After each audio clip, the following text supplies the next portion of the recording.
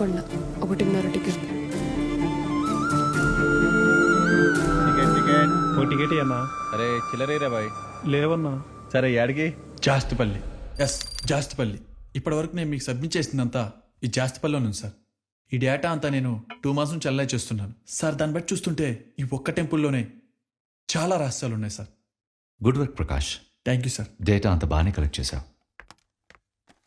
Good research. Thank you sir. 1 second. Sure sir. Hello Prakash, sir ఈ విషయం అప్పుడే ఎవరికి చెప్పొద్దు, మన మధ్య ఉండని.